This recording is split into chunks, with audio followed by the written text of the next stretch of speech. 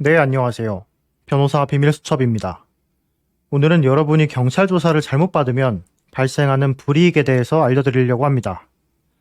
저희가 상담을 하다 보면 이미 경찰 조사를 혼자 받고 나서 검찰로 송치되거나 아니면 기소돼서 재판을 받게 된 상태에서 변호사를 선임하고 싶다고 찾아오는 분들이 생각보다 많습니다. 그러면 이제 저희 사무실에서 의뢰인분이 경찰에서 어떻게 진술했는지를 확인하기 위해서 피의자 신문조서를 열람하게 됩니다. 그럼 정말 다행인 경우에는 진술 내용이 크게 잘못되지 않아서 무혐의 처분을 목표로 변호를 할 수 있습니다. 라고 말씀드리지만 사실 그 경우보다는 의뢰인이 경찰에서 진술한 내용에 문제가 있어서 이건 무혐의 처분을 받기가 어렵다 라고 말씀드리는 안타까운 경우가 더 많습니다. 그 이유가 뭘까요? 경찰에서 한번 진술한 내용은 조사가 끝나고 나면 수정할 수 없기 때문입니다. 피의자 신문조서는 진술 직후에 딱 한 번만 수정을 할 수가 있고 여러분이 조사를 마치고 조서에 지장을 찍고 나면 절대 수정할 수가 없습니다. 물론 재판까지 가면 그 피의자 신문조서를 증거 부동의하고 다시 다른 진술을 할 수는 있지만 기본적으로 진술이 바뀌면 판사님들이 잘 믿어주지 않습니다. 자, 그러면 대검찰청 사이트에 올라와 있는 형사사건 처리 절차를 한번 보겠습니다. 이 형사사건 처리 절차를 보면 여러분이 범죄 혐의를 벗을 수 있는 기회가 딱 3번 있습니다. 첫 번째, 경찰 단계에서 불송치. 이 불송치 처분을 받으면 검찰까지 안 가고 바로 종결됩니다. 그 다음에 검찰로 송치되고 나서 불기소 처분을 받으면은 재판까지 안 가고 사건이 종결됩니다. 그 다음에 만약에 여러분이 기소되면은 여러분이 재판을 받게 됩니다. 그러면 우리가 재판까지 가면 무죄 판결을 받을 확률이 얼마나 될까요? 제가 통계를 보여드리겠습니다.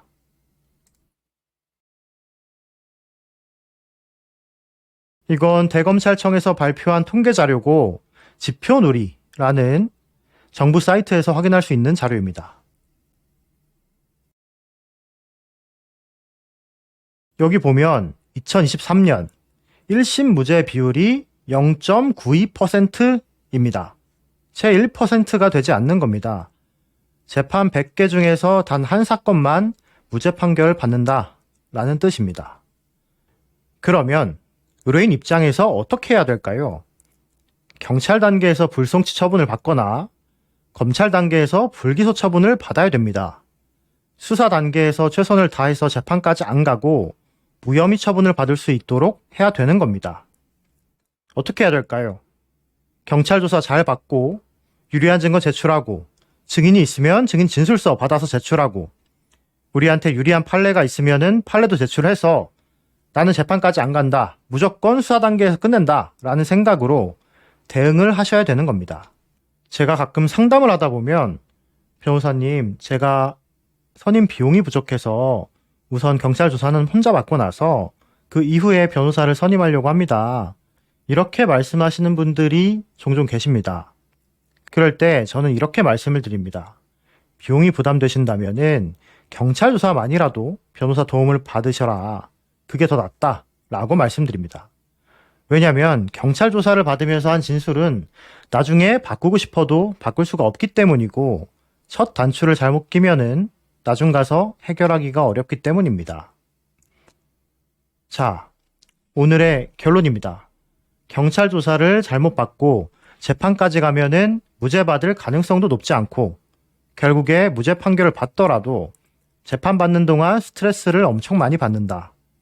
재판까지 가기 전에 무혐의로 사건을 종결시키는 것이 좋다. 네. 여러분들께서 경찰서에서 전화를 받으셨다면 언제든지 상담 신청 주시기 바랍니다.